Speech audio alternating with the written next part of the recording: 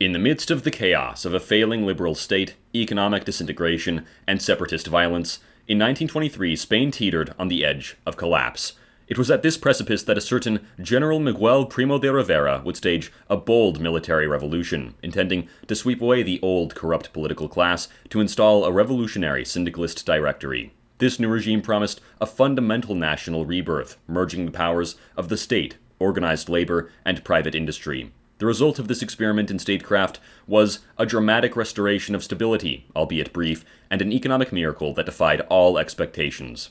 To comprehend the rise and fall of this audacious experiment, one must unravel the profound crisis that birthed it, the innovative structure of its state, and the unquestionable legacy it imprinted upon the soul of Spain itself. The coup of September 13th, 1923, was the culmination of the military's expanding role in Spanish public life, an expansion which had been occurring since a little after the turn of the century. The military's ascent occurred against a backdrop of escalating crisis. Following the political turmoil of 1917, various communist movements took root across Spain, from the industrial north of Catalonia to the agrarian south of Andalusia. The years from 1918 to 1921 were marred by mass strikes, violent demonstrations, and political assassinations carried out by communist gangs. This social chaos was fueled by a collapsing economy. Production plummeted, unemployment soared, and the purchasing power of the Spanish worker evaporated. Between 1918 and 1922, per capita income fell, tax pressures doubled, and industrial production entered a steep decline. By 1921, Spain was engulfed in a perfect storm of crisis. King Alfonso XIII, declaring the parliamentary system a failure, suggested a return to absolute monarchy, a proposal that placed the nation on the brink of a profound political backsliding. This was compounded by a horrific military defeat in Morocco that same year, where thousands of Spanish soldiers were slaughtered in a national embarrassment. The disaster led to widespread accusations of recklessness against the king, shattering his political authority as his popularity plummeted, while he simultaneously was pushing for unlimited personal powers. This emerging power vacuum quickly brought radical alternatives to the spotlight.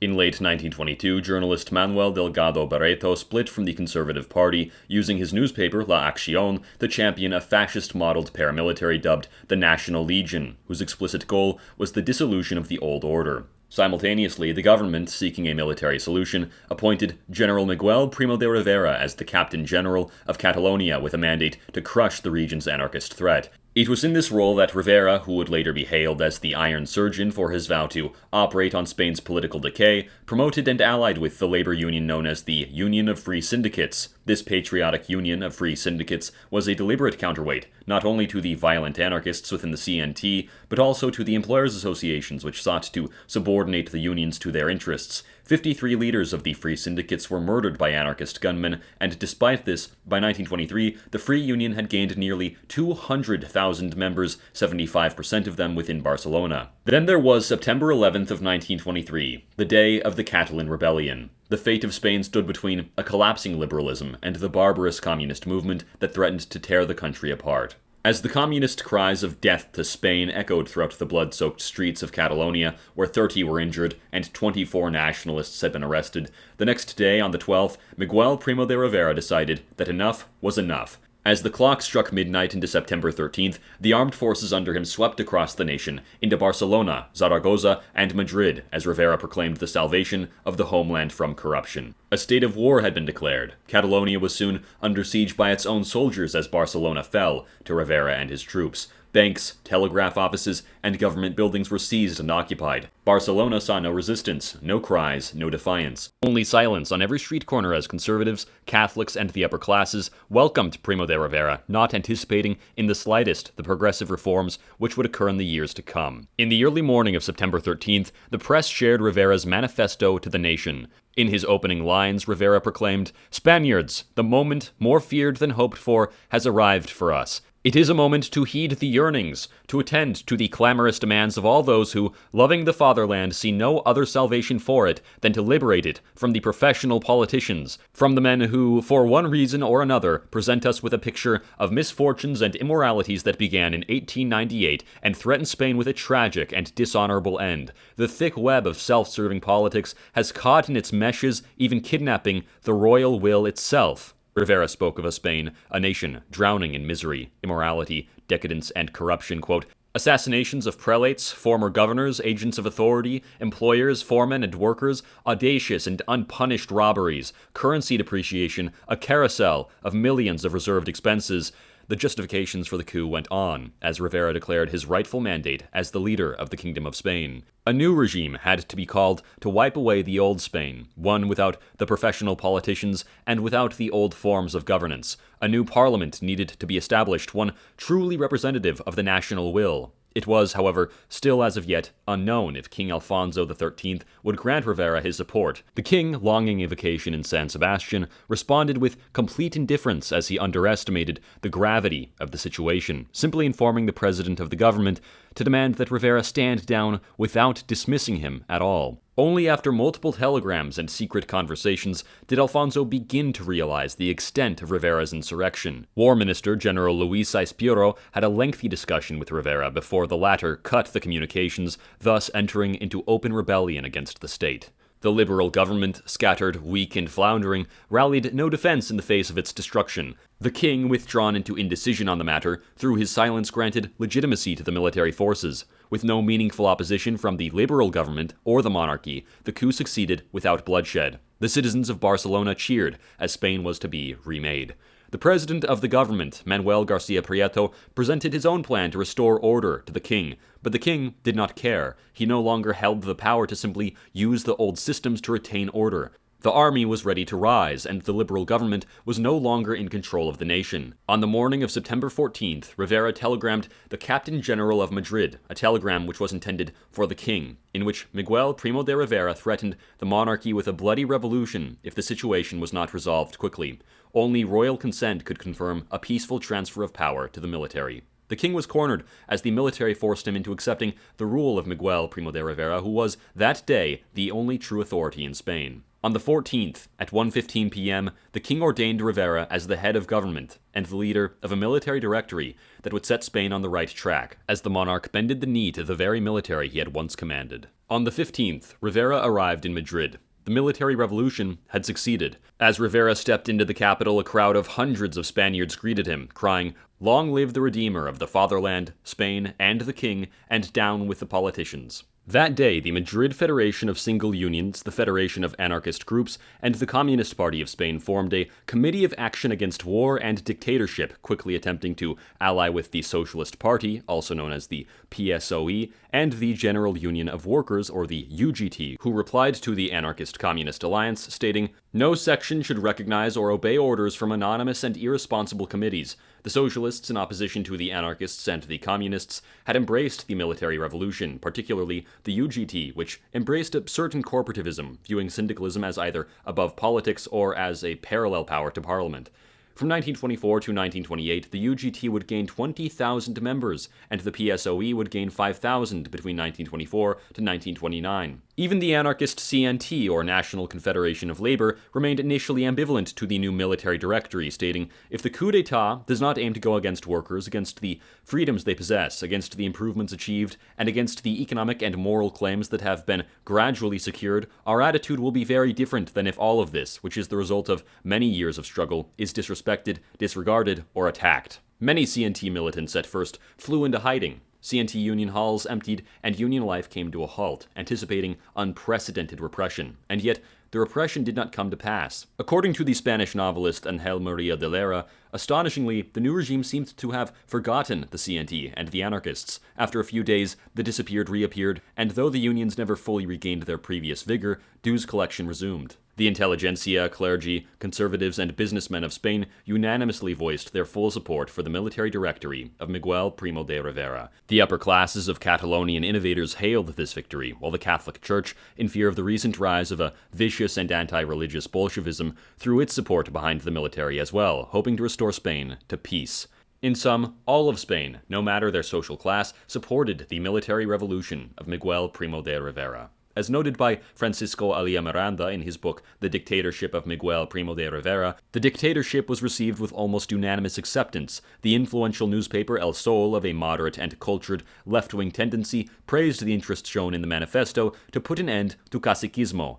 Quote, "There was no city, town, or hamlet where the news of the collapse of the actions of the political class was not received with jubilation and delight." a political class that, supplanting suffrage, using the municipal administration as a cacique weapon, corrupting justice and flouting the laws, had made the nation the plaything of several privileged families. Quickly, over 800 local administrative bodies were investigated for irregularities and corruption, leading to the dismissal of 152 corrupt city council secretaries. In opposition to the oligarchy, the new apolitical party, the Patriotic Union, was founded in 1924 by Rivera as the basis of a new national Spanish mass movement. The journalist Manuel Delgado Barreto joined the leadership of the Patriotic Union, and from then on, his newspaper La Nación, which was the successor to La Acción, became the official press organ of the Directory as well as the Patriotic Union. Rivera proceeded to grant unmarried women older than 23 the right to vote in local elections, and further than this, even allowed women to run for office in town councils.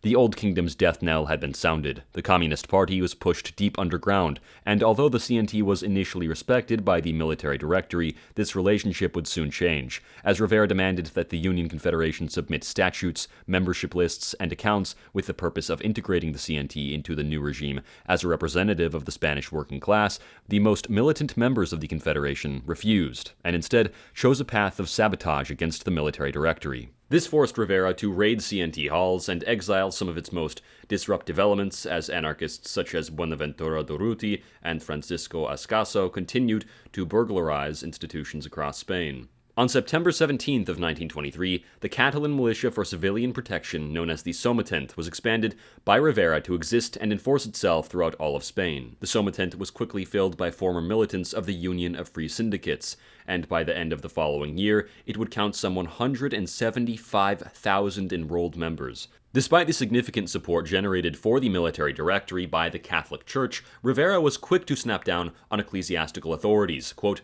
"The repression of the Catalan priests was a clear sign that the regime was determined to use the state apparatus to curb the influence in society of all those who were considered enemies of the fatherland, even if this meant the imprisonment or exile of members of the clergy and jeopardizing the Church's support for the military directory." All was going quite well as the Federation of Free Syndicates of the North merged with the Union of Free Syndicates of Catalonia, creating the National Confederation of Free Syndicates of Spain. This national confederation was quickly popularized around the country. The National Committee of the now banned anarchist CNT in Zaragoza had been completely arrested, bringing a swift end to anarchism in Spain altogether. What had truly been the worst was now behind the nation, and it could look into the future with optimism. Rivera welcomed the rise of a genuinely healthy syndicalism in Spain, stating only a few days after the revolution, "Workers' associations, yes, for the purposes of culture, protection, mutualism, and even healthy politics, but not for resistance and conflict with production." As would be stated years later by Alejandro Lerroux, the dictatorship emerged like the sun in the midst of the storm. All national circumstances of internal order justified, excused, and explained it. Even though the state of the army was known in no way superior to that of the civilian classes, its means of action allowed it to react against the oligarchy, dominating the country, thus initiating a new period of our history, and with it, the resurrection of the fatherland. But what's more, the coup d'etat that placed the governance of Spain in the hands of the army, without effort, sacrifice, struggle, or setback, also delivered to it a resigned, obedient, and tranquil people. It delivered public credit, the generous collaboration of the official bureaucracy, the treasury, the confidence of the king, the non-aggressive expectation of the political parties of the regime, the poorly concealed benevolence of socialists and Republicans, everything that serves and is needed to govern in peace and by the grace of God, if one knows how to govern. From October of 1923 until early 1924, most of the leaders of the socialist PSOE and UGT were immediately eager not only to support, but collaborate with Prime Minister Rivera. Such collaborators included the syndicalists Julián Bestero and Francisco Largo Caballero, who became a leader in the Council of State, as well as Manuel Llaneza. The socialists were quickly integrated into the Supreme Court of Public Treasury, the Council of State, and the Superior Council of Labor, participating in the government at all levels. On November 19th of 1923, Benito Mussolini met with Miguel Primo de Rivera in Italy, where Rivera attempted to compare his movement to fascism and his Sometent to Mussolini's black shirts, conveying, in essence, that their ideology was of the same mind. Rivera further referred to Mussolini as, quote, "my teacher and inspiration." During the same visit, King Alfonso XIII referred to Miguel Primo de Rivera as my Mussolini. The National Economic Council, established under the military directory in 1924, representative of various sectors of Spanish society, took on all functions relating to the economy. It set tariffs, negotiated trade agreements, and defended the national production of Spain. The National Economic Council was in fact so influential that it even took precedence over the Council of State. No new industry could be established without the authorization of the National Economic Council. Following months of tense relations between the CNT and the Military Directory, the assassination of the new executioner of Barcelona on May 4th of 1924 proved to be the final straw, resulting in the CNT being outlawed by the state and many of its leaders being arrested and imprisoned. In the early days of the Military Directory, Rivera had extended a hand to regional leaders, speaking of a healthy regionalism in his first days, believing that autonomy could be granted without threatening Spain's integrity. However, his point of view rapidly changed as the spectacle of separatist terrorism became too dangerous to simply grant concessions towards. The nation demanded unity. The present regionalism was no longer a constructive force, but a destructive and divisive one which could very well tear apart the fabric of Spanish society through enabling separatism. Rivera swiftly dismantled the provincial councils in 1925, other than those in the Basque County and Navarre, replacing the fractured regional structures with a more streamlined national approach. Catalonian regional symbols had become images imbued not merely with hopes for autonomy, the anarchists had made that clear. They were calls for cutting off Catalonia from Spain altogether. Therefore, the separatists' imagery and media outlets were destroyed, and the Catalonian people were granted equality as Spanish citizens, and as Spanish citizens alone. Meanwhile, as the Rif War raged on in Morocco, when rebels in 1925 led by Abd el-Krim launched an offensive against the French protectorate, Rivera, in coordination with French forces, decisively turned the tide of the war against the Moroccan rebels. Following this, his military directory secured a decisive wave of popular support. Rivera then, and only then, cemented his legacy as the man who pacified a rebellion which before had portrayed itself as indomitable. Rivera's success in vanquishing the Moroccan rebels in 1925 led to a thunderous applause among the Spanish general population. At this point, it was time to end the military junta. On December 2nd of 1925, Miguel Primo de Rivera proposed to the king that the military return to their barracks and that a return to civilian rule ought to be orchestrated. He declared, "What I propose to your majesty is the substitution of a military dictatorship with another civil dictatorship, with a more suitable but no less vigorous organization. I allow myself to propose it this way, reflecting the popular desire, which only fears that the change in form of government will weaken the levers of power that have characterized the military dictatorship, whose life, as a genuine representation of the army and navy, which so patriotically offered the prestige of their names to this risky task, should not be allowed to wear out or break." That same day, the Civil Directory was born, meaning Rivera now had begun the new stage of his rule. In July of 1926, the National Congress of the Patriotic Union announced the establishment of a corporative parliament which would represent families, municipalities, and provinces to give fair and equal representation to both the natural bodies and regions of Spain. In September of 1926, the National Assembly was founded, a consultative body drafted up by Rivera to produce a novel constitution with the expressed purpose of guiding the future of Spanish politics. From September 11th to the 13th of 1926, a plebiscite was conducted, demonstrating that 57.04% of eligible voters supported the new civil directory, thus establishing the new regime's decisive mandate from the people. The Civil Directory's new National Assembly was supposed to be founded as a corporative body consisting of representatives of the state, provinces, municipalities, delegates of various classes and values, as well as officials from the Patriotic Union. In practice, the National Assembly's establishment produced the first cracks within the already brand new Civil Directory, as the king was staunchly opposed to it, and the conservatives who Rivera had allowed to enter into the government now feared losing their prized positions in power.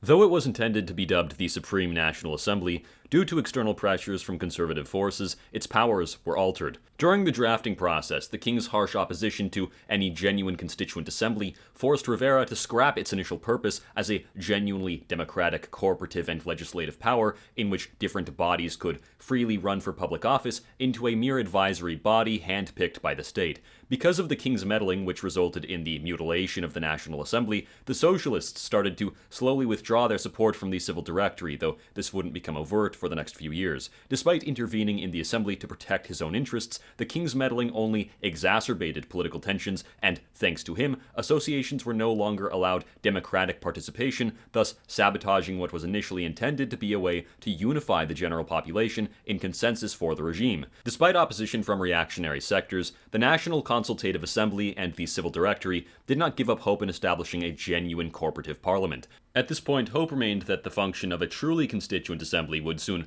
replace the consultative assembly, or that the foundation of a new constitution would lay down the provision for such an organ to be established, and with this end in mind, the consultative assembly began the draft of a new constitution. Although the assembly was intended to be purely transitional, this did not stop many socialists in their impatience from turning their backs against the regime. Within the final composition of the Consultative Assembly resided participation from municipal council representatives, provincial assemblies, the Patriotic Union, the military, national administrative officials, the Catholic Church, alongside representatives of labor, commerce, culture, art, etc.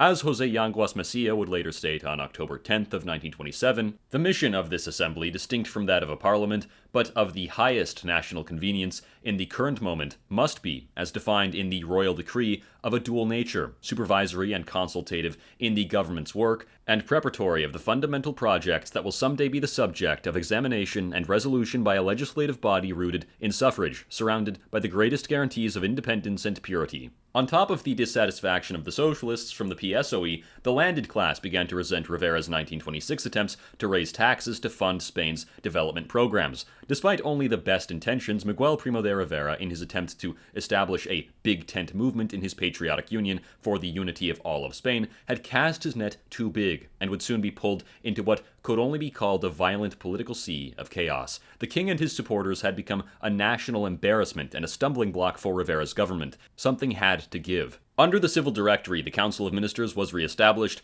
and in November of 1926, the National Corporative Organization, or OCN, was founded. Within the OCN, the representation of employers and workers was equal from the lowest ring of the hierarchy of the organization to the highest. The dominance of the General Union of Workers, or the UGT, within the OCN mostly sidelined Spain's white unions, thus angering some devout conservatives within Rivera's government. Local joint committees of the OCN were tasked with setting working conditions, preventing and resolving industrial conflicts, organizing job exchanges, and providing general social services. These committees included 5 representatives of labor and 5 from employers' associations, along with a president and vice president appointed by the civil governor. As Eduardo Montagut would state within his article, The Syndical System During the Primo de Rivera Dictatorship, the joint committees were halfway between two models of syndicalism. On the one hand, as they were integrated into the National Corporative Organization, they seemed to fit into the single and obligatory syndicalism of a vertical and totalitarian tendency, but by allowing the existence of the UGT, there would be an obvious component of class syndicalism. At the national level of the OCN, the corporative councils represented a central body for each profession,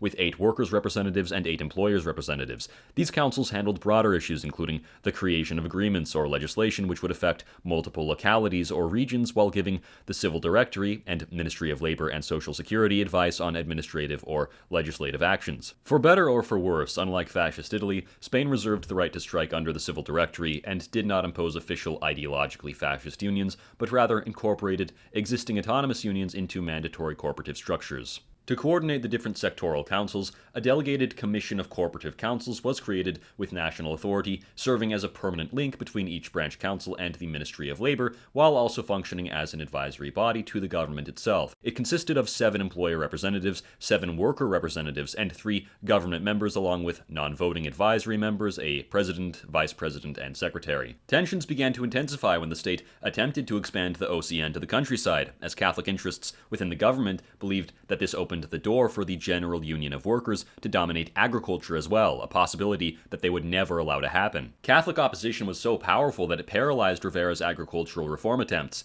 causing an irreversible rift between traditionalist Catholics and the Civil Directory, resulting in them outright abandoning Rivera's patriotic union en masse. With Spain's own failure to establish a seat on the League of Nations Permanent Council, Rivera reoriented himself towards gaining a sphere of influence in Latin America, specifically through his 1926 visit to Brazil, Uruguay, and Argentina, known as the Plus Ultra trip. The Minister of the Interior in Chile, Guillermo Edwards Mate, as well as Chile's own ambassador to Spain, Emilio Rodriguez Mendoza, both held Miguel Primo de Rivera in very high regard, with the Minister of the Interior, in fact, conducting several interviews with Rivera personally. In late 1926, the syndicalist CNT leader Ángel Pestaña was released on parole. Recognizing that collaboration with the Civil Directory offered the Spanish proletariat the chance of a united workers' front, Pestaña abandoned the CNT's hardline insurrectionist bent and began arguing for a far more pragmatic and forward-thinking approach to the Directory. that of collaboration. In response to this outlook, the Iberian Federation of Anarchists emerged and forced the CNT to maintain its insurrectionist path. Ángel Pestaña laid out his proposals for collaboration in 1927. These included gaining legal recognition from the Civil Directory as well as CNT participation in the elections of the National Corporative Organization alongside the General Union of Workers, thereby granting the CNT the ability to genuinely influence national economic policy. Pestaña had recognized the basic fact that the unregulated terror of the anarchists had done nothing well by anybody. What the CNT needed to do now was register local CNT unions under the regime's corporative statutes and fight for the Spanish proletariat. These proposals weren't taken well in the slightest by the anarchists, who would clash with Pestaña heavily in the following years regarding this very subject. Throughout the entirety of the Civil Directory, Manuel Delgado Barreto remained the regime's central media voice. As a member of the National Consultative Assembly, he collaborated with civilian ministers, and although he did not head any ministry, his media presence helped foster support for municipal and provincial reforms such as the 1927 Autonomy Statute and various other anti-bureaucratic measures. The economy of Spain during this period grew impressively. Significant investments were made by the state in hydraulics projects for energy, irrigation, and transport, while the National Circuit of Special Pavements created 7,000 kilometers of roads in 1926 alone. The regime also succeeded in immensely expanding Spain's system of railways, while simultaneously committing to a program of rural electrification. The state established the National Telephone Company in 1924 and achieved a monopoly on petroleum through the establishment of CAMSA in 1927. By that time, it had also established a monopoly on tobacco. In Catalonia and the Basque County, the people prospered as job growth and industrial development increased exponentially. Social housing and retirement for workers and the protection for maternity and large families was enabled by the state as well. For almost the entire 2 decades prior to Rivera's rule, the income of the average citizen only increased 1.5% in total, while during 1923 to 1930, the income of the average Spaniard increased by 8.9%.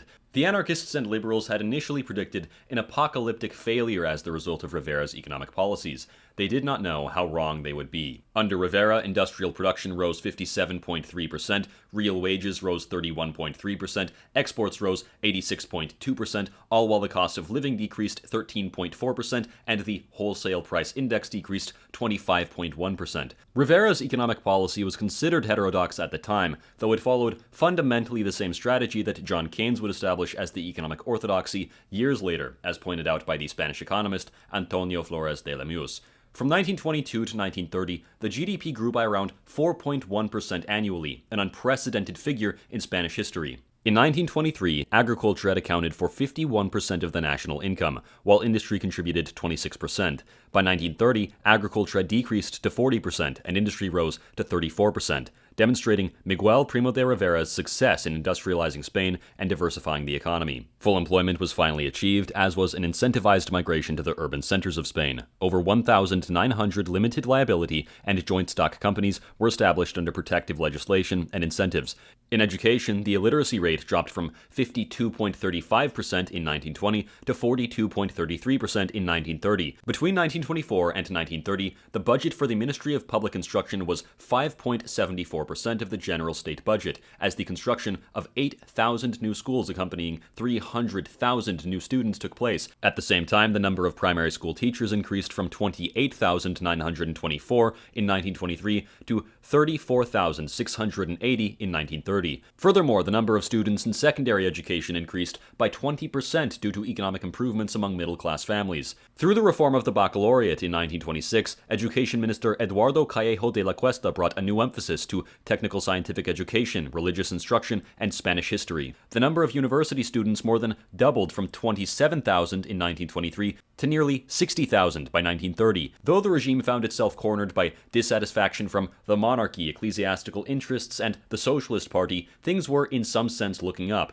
The Somatent Parapolice Militia had succeeded by 1928 in gaining 200,000 members, an all-time high. But the delicate situation would soon begin to deteriorate at a rapid pace. In October of 1929, the Wall Street crash occurred. Miguel Primo de Rivera had once believed that goodwill, honesty, and patriotism were sufficient to govern a nation. History would prove him wrong. In 1923, he had rescued Spain from economic stagnation and political chaos, initially even commanding the submission of the king. Yet, by late 1929, his support had crumbled.